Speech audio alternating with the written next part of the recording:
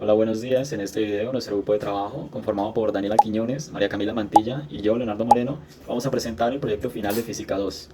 Para este vamos a medir experimentalmente la intensidad de los campos eléctricos en la Biblioteca Industrial de Santander en distintas horas del día.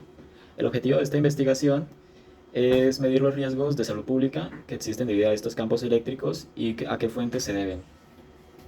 Para el proyecto contamos con una aplicación que nos sirve de magnetómetro. Con esta determinamos el campo magnético en un área en específico de la biblioteca. Esta área la determinamos porque era la más cercana a las áreas de cómputo y al mismo tiempo al primer piso, que era en donde se encontraba pues la mayor cantidad de estudiantes y por ende la mayor cantidad de electrodomésticos. Para determinar la hora a la que tomamos los datos, tomamos de base la hora a la que se abre la universidad. Y los otros dos datos, las otras 2 horas, fueron en horas de la mañana. Hola, mi nombre es María Camila Mantilla Moreno, soy estudiante de Ingeniería Química de la Universidad Industrial de Santander. Para este proyecto, junto a mis compañeros, queríamos que estuviera involucrada la universidad y su comunidad. Queríamos ver de qué manera podríamos relacionar el campo magnético con alguna de las cosas que se presentaran en la universidad. Entonces elegimos el campo magnético en la biblioteca WIS. La toma de datos para este proyecto se hizo en horas de la mañana en 3 horas distintas, a las 6:30, a las 8:30 y a las 10:30. Para la toma de datos utilizamos esta aplicación que se ve en pantalla. La utilizamos desde un mismo celular durante toda la semana, lunes, martes, miércoles, jueves y viernes. El campo magnético, sin importar a la hora en la que la tomáramos, iba variando. Entonces se tomaron varios datos y luego se sacó el promedio de este. Los datos para cada una de las horas en las que estuvimos fueron diferentes, unos más altos que otros. ¿Y cuáles eran los factores que influyeron en este cambio de datos? Uno de los factores son los diferentes objetos que se encuentran en la biblioteca, como son computadores portátiles, computadores de mesa, tablets, celulares, aire acondicionado, conexiones y demás. Además, el flujo de gente también hacía que hubiese variación en el campo magnético, ya que en algunos momentos constantemente iba saliendo y entrando distintas personas. Y porque en algunas horas de la mañana era mucho más alto el campo magnético que en otras, esto se debe a las diferentes cantidades de personas que habían durante la mañana. En la toma de datos pudimos notar que el campo magnético era mucho menor a las 6:30 de la mañana, ya que hasta ahora no había llegado tanta gente a la universidad y no había tanta gente en la biblioteca. Una de las cosas que podemos notar con el grupo es que muy pocas personas en realidad estaban con tablets o portátiles, muchas estaban era hablando, ocurriendo y demás. A diferencia de las 8:30 de la mañana, donde había mucho más flujo de gente. Las mesas se veían llenas por todas partes, muchos de ellos con sus computadores haciendo trabajos, con sus celulares, factores que claramente iban a alterar el campo magnético haciendo que éste aumentara. Y asimismo para el horario de las 10:30 de la mañana. Llegó el momento de mostrar nuestra maqueta para este proyecto. Lo que hicimos fue recrear la biblioteca WIS a una escala pequeña. Acá podemos ver la estructura y los lápices que se ven en la entrada. Este sería uno de los personajes comunidad WIS donde se ve señalando la biblioteca y tenemos al lado de él una cajita. Lo que trae la cajita son los distintos elementos que influyeron en la variación del campo magnético en la biblioteca WIS. Tenemos un aire acondicionado, un celular, un portátil, un computador de mesa y una tablet.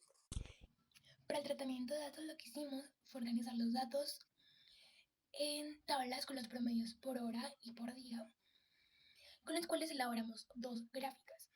Una gráfica de líneas que nos permitió comparar cómo varía el campo magnético a través de las horas y a través de los días, y una gráfica de barras con los promedios por día, en el que pudimos analizar en cuáles días el campo magnético tenía una mayor tendencia.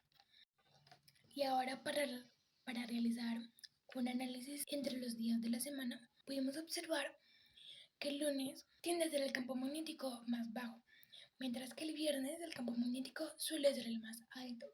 Por lo tanto, hay un incremento del uso de dispositivos, la afluencia de las personas con el paso de los días de la semana.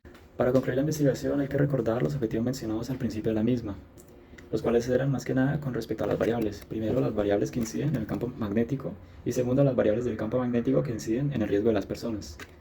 Para empezar, los datos arrojaron que con respecto al tiempo, en un intervalo entre las 8:30 de la mañana y las 10:30 de la mañana, se encontraba una intensidad mayor en comparación a otras horas del día, y más era por los viernes, que era donde más se encontraba personas. Esto nos llevó a la conclusión de que el número de personas que se encontraba en la biblioteca en el momento era directamente proporcional a la intensidad del campo magnético, ya que pues entre más sea el número de personas que se encuentren, más dispositivos electrónicos van a estar en funcionamiento. Con respecto al riesgo de la salud pública, es bien sabido que influye mucho, sí, el campo magnético. De hecho, no siempre tiene que ser malo. Hay algunos tratamientos que se hacen con campos magnéticos, como tratamientos para el cáncer o tratamientos para el corazón, para la circulación. que más que nada intentan invadir, intentan cambiar un poco el ADN de las células para intentar mitigar un poco el daño.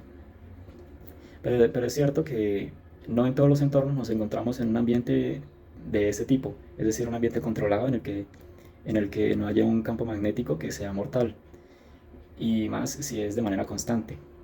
Lo que nos lleva a la pregunta de en qué magnitud estas variables que voy a mencionar a continuación son perjudiciales para la salud pública.